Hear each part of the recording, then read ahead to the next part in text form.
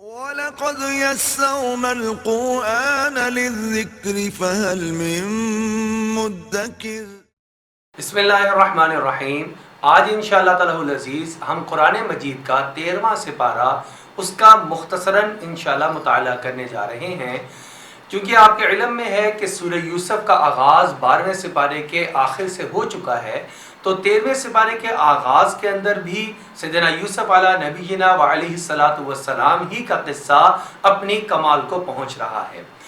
یہاں پر سب سے ابتدا اور آغاز اللہ رب العزت نے ایک جملے کے ساتھ اس طرح فرمایا کہ یوسف علیہ السلام نے اپنی قوم کو جواب دیا، وَمَا أُبَرِّئُ نَفْسِي إِنَّ النَّفْسَ لَأَمَّارَةٌ بِالسُّوءِ۔ جب ان کی جان خلاصی ہو گئی اور لوگ ان کی تعریف و توصیف کرنے لگے تو انہوں نے اپنے اندر تکبر کو پیدا کرنے کی بجائے عاجزی کا ایک جملہ اختیار کیا کہ دیکھو میرے اندر بھی ایک نفس موجود ہے۔ انسان ہونے کے ناطے ہر ایک کے اندر نفس موجود ہوتا ہے اور وہ برائی کا اشارہ بھی دیتا ہے، برائی کی طرف ترغیب بھی دیتا ہے۔ میرے اللہ نے مجھ کو بچا لیا۔ یہاں پر ایک لفظ استعمال ہوا ہے نفس امارہ۔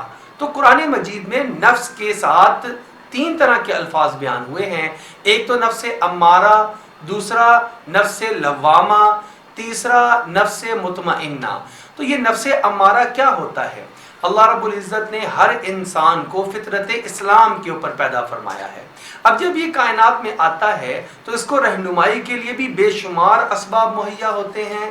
مثلا اللہ رب العزت نے اس کے اپنے دل کے اندر نیکی کا القاء کیا ہوا ہے، لہذا یہ اچھائی کو پسند کرتا ہے۔ ہر ایک انسان سچ بولنے کو فطری طور پر پسند کرتا ہے، جھوٹ بولنے سے نفرت کرتا ہے۔ ہر ایک انسان امانت داری سے محبت کرتا ہے، دھوکہ دینے سے نفرت کرتا ہے۔ یعنی انسان کے اپنے اندر بھی ایک سسٹم اللہ رب العزت نے پیدا فرما دیا۔ اس کو ہم ضمیر بھی کہتے ہیں، اس کو ہم نفس بھی کہتے ہیں۔ لیکن نفس اور شیطان یہ 2 چیزیں ایسی ہیں جو کہ انسان کو گمراہ کرنے کے اندر بھی بہت بڑا کردار ادا کرتی ہیں۔ جس طرح اس پر ہدایت پر لانے کے لیے اللہ رب العزت نے اس کے اندر ایک ضمیر کو پیدا فرمایا، اس کے اندر الہام کر دیا تقوی کو، اس کے ساتھ حضرات انبیاء علیہ السلام کو مبعوث فرمایا، ان کی تعلیمات اس تک پہنچتی ہیں۔ اللہ نے اپنی کتابوں کو نازل فرمایا، ان کے ذریعے سے احکامات اور نیکی کی باتیں اور ترغیب اس تک پہنچتی ہے۔ اس کے والدین، اعزاء و اقارب، ماحول اور معاشرے میں رہنے والے نیک اور صالح لوگ اور عمل کرتے ہوئے نظر آنے والے نیک اور صالح لوگ، یہ سب کے سب اس کو نیکی کی طرف لے جانے والے ہوتے ہیں۔ گویا نیکی کا ایک ماحول اس کو نیکی کی طرف راغب کرتا ہے۔ اس کے برعکس اس کو بہکانے والا ایک شیطان ہے، اور شیطان کی پوری تمام تر کوششیں اور کاوشیں، اس کے تمام تر کارندے، ایک چیز انسان کے اپنے اندر بھی ہے، وہ ہے نفس۔ تو نفس اگر جو برائی کی طرف ترغیب دیتا ہے اس کو کہتے ہیں نفس امارہ۔ یہ ہر ایک انسان کے اندر ہوتا ہے جو اس کو برائی کی طرف، شہوت کی طرف، چوری کی طرف، کسی بھی بدکرداری کی طرف یہ ترغیب دیتا ہے کہ تم یہ گناہ کا کام کر لو۔ اب جب یہ انسان یہ گناہ کا کام کر بیٹھتا ہے تو پھر 2 طرح کے لوگ ہوتے ہیں۔ ایک وہ لوگ ہوتے ہیں جو اپنے اس گناہ کے اوپر نادم ہو جاتے ہیں، شرمندہ ہو جاتے ہیں، اور اس شرمندہ ہونے کے بعد وہ اللہ رب العزت کی طرف رجوع کر لیتے ہیں، یا اللہ میں نے آپ کی نافرمانی کی، میں آپ سے معافی کا طلبگار ہوں، توبہ کر لی، اللہ جل شانہ معاف فرما دیتے ہیں۔ یہ جو نفس ملامت کرتا ہے، جس کو ہم دوسرے الفاظ میں کہتے ہیں ضمیر جاگا ہوا ہے، مردہ نہیں ہے، زندہ ہے، اس نے ملامت کی، اس کو اپنے غلط کام کیے ہوئے پر شرمندگی کا اظہار ہوا، یہ نفس لوامہ ہے کہ جو کہ اس کو ملامت کرتا ہے۔ یہ بڑی ہی مفید چیز ہے، اس کا انسان کے اندر زندہ رہنا از حد ضروری ہے انسان کے اپنے بچاؤ کے لیے۔ پھر جب یہ اسی لوامہ کو زندہ رکھتا ہے، پھر جب بھی کبھی برائی ہو جاتی ہے یہ توبہ کر لیتا ہے، تو ایک وقت وہ آتا ہے کہ گناہ کا خیال نفس امارہ اس کے دل میں لاتا تو ہے، لیکن اس کی اتنی پریکٹس ہو چکی ہوتی ہے، مشق ہو چکی ہوتی ہے کہ یہ اس کے جال میں نہیں آتا اور اس گناہ کے کام کو نہیں کرتا، ترک کر دیتا ہے۔ تو اب یہ نفس مطمئنہ بن جاتا ہے۔ اس کے بارے میں اللہ جل شاہ نے ارشاد فرمایا ہے یا ایتھا النفس المطمئنہ ارجعی الی ربک راضیۃ مرضیہ۔ جب اس حالت میں انسان کا نفس پہنچ جائے اور انسان نفس مطمئنہ کا حامل ہو جائے تو جیسے ہی اس دنیا سے رخصت ہوتا ہے فرشتے آ کر اس کو بشارت دیتے ہیں، اے نفس مطمئنہ تو اپنے رب کی طرف اس حالت میں چل کہ رب تجھ سے راضی ہے اور تو رب سے راضی ہے۔ تو ہمیں اپنے ضمیر کو زندہ رکھنے اور اس کو نفس مطمئنہ بنانے کے پر مشق کرنی چاہیے۔ اگر یہ بنانے میں کامیاب ہو گئے تو آخرت کی کامیابی بھی ہمارے لیے انشاءاللہ مقدر ہو جائے گی۔ اسی بارے کے اندر ایک اور چیز جو ہمیں ملتی ہے وہ یہ ہے کہ حسن تدبیر سے کام کرنا یہ حضرات انبیاء علیہ السلام کا شیوا ہوا کرتا ہے۔ آپ صلی اللہ علیہ وسلم کی حدیث مبارکہ بھی ہمارے سامنے ہونی چاہیے۔ آپ صلی اللہ علیہ وسلم نے ارشاد فرمایا اللہ جل شانہ اس مومن بندے سے محبت فرماتے ہیں جو کام کو انتہائی حسن تدبیر سے کرتا ہے۔ بے تدبیر کام کرنا، بے تکا کام کرنا، انجام سے غافل ہو کے منصوبے اور پلاننگ کے بغیر کام کرنا یہ کوئی اچھی بات نہیں ہے۔ اور پھر اس کے اوپر بعض لوگ ایک اور ملمہ سازی کرتے ہوئے کہتے ہیں بھئی ہم اس لیے پلاننگ اور منصوبہ سازی نہیں کرتے کیونکہ اللہ کی منصوبہ بندی اور اللہ کی پلاننگ وہ زبردست ہے اور ہم اس کی ذات پہ بھروسہ کرتے ہیں۔ جب ہم یہ کہہ رہے ہیں کہ اللہ جل شانہ کی منصوبہ بندی اور پلاننگ مضبوط ہے تو یہاں سے ہی ہمیں بھی اشارہ ملتا ہے ہماری بھی پلاننگ اور منصوبہ بندی مضبوط ہونی چاہیے۔ جو کام اللہ جل شانہ فرما رہے ہیں وہ ہمیں بھی تاکید ہے کہ ہمیں بھی وہ کرنی ہے۔ سیدنا یوسف علیہ نبینا علیہ السلام نے انتہائی حسن تدبیر سے مملکت کے تمام امور کو سنبھالا۔ قحط کے مشکل سال آئے، آپ نے بہترین تدبیر سے اس کو ٹالا اور ایسے سال گزر گئے آ کر کہ کوئی بھی قحط میں مبتلا نہیں ہوا۔ ادھر سے سیدنا یعقوب علیہ نبینا علیہ السلام نے اپنے بیٹوں کو بھیجا، انہوں نے بھی حسن تدبیر ہی کی تلقین فرمائی۔ اے میرے پیارے بیٹو تم جو 10-11 مضبوط طاقتور جوان ایک اور بھائی ایک ہی باپ کی اولاد اکٹھے مت داخل ہونا۔ جب تم جاؤ گے یوسف علیہ السلام کے شہر میں بادشاہ کے پاس جب جاؤ گے کہیں تمہیں نظر نہ لگ جائے، کہیں تمہارے خلاف کوئی سازش نہ کر دے، کہیں تمہارے اکٹھ کو دیکھ کر کوئی شریر اور کوئی حاسد کسی شرارت اور حسد میں مبتلا نہ ہو جائے۔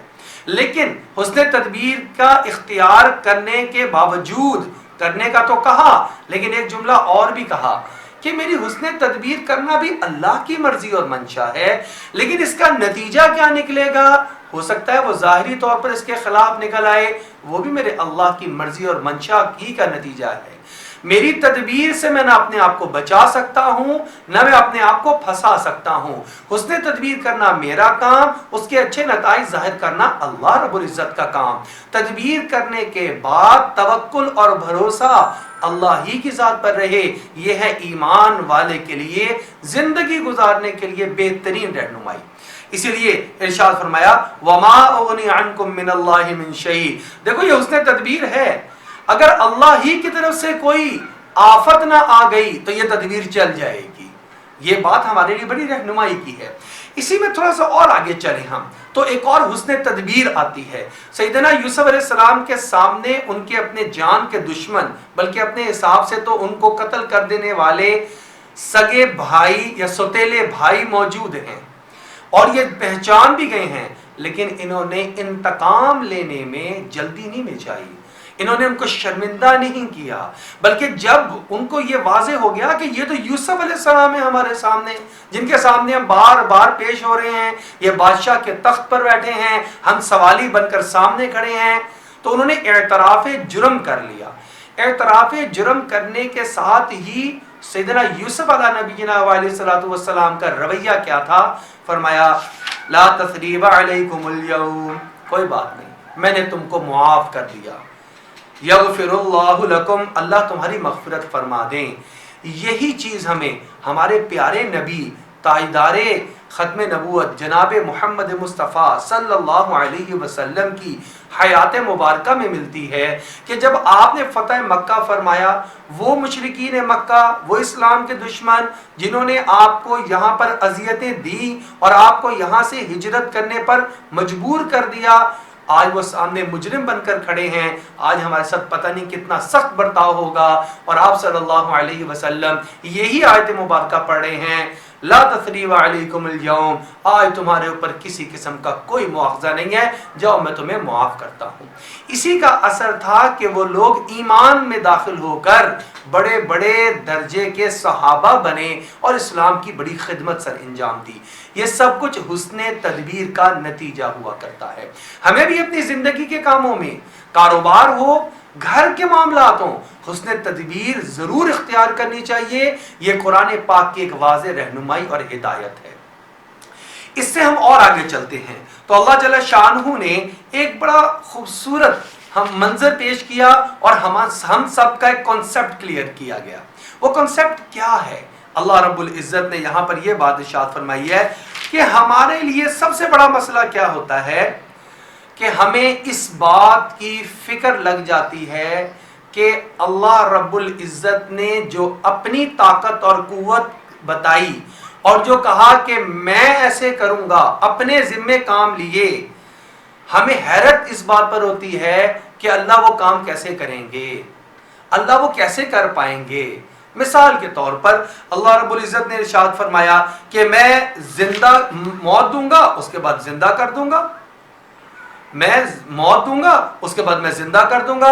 اب ہمیں حیرت، اذا كنا عظاما نخرا قالوا تلك اذا كرة خاسرة، اب حیرت اس بات پہ جب ہم مٹی کے ساتھ مٹی مل جائیں گے، ہڈیاں بوسیدہ ہو جائیں گی، اور ایک نے تو لا کر ہڈی کو ایسے کر کے ملا اور مل کے پھونک مار کر اڑا دیا اور کہا اے محمد صلی اللہ علیہ وسلم، کیا آپ یہ کہتے ہیں کہ اللہ دوبارہ اس بوسیدہ ہڈی کو زندہ کرے گا؟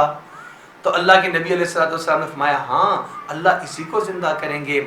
آج ہم عذاب قبر کا انکار کرتے ہیں کہ قبر میں عذاب کیسے اللہ دیں گے، اللہ کے کاموں پہ ہمیں حیرت ہوتی ہے، اللہ کیسے کریں گے، حالانکہ اپنے کاموں کو دیکھنا چاہیے، جو کام میرے ذمہ لگائے ہیں میں وہ کیسے کر رہا ہوں یا نہیں کر رہا۔ حساب ہم نے اپنا الٹ کر دیا ہے۔ ہمیں اللہ کے ہر کام پہ حیرت ہے، ہمیں اس بات پر بھی حیرت ہے کہ ہم مر جائیں گے، ہمیں اس بات پر بھی حیرت ہے مرنے کے بعد دوبارہ زندہ کیے جائیں گے، ہمیں اس پر بھی اشکال ہے کہ قبر میں عذاب دیا جائے گا، ہم یہ بھی بات ماننے کے لیے تیار نہیں ہیں ایک دن قیامت کا آئے گا، یہ سب کچھ ختم ہو جائے گا۔ ہم اس بات پر بھی یقین رکھنے کے لیے تیار نہیں ہیں کہ جو کچھ میں کر رہا ہوں یہ سب کچھ محفوظ ہو رہا ہے۔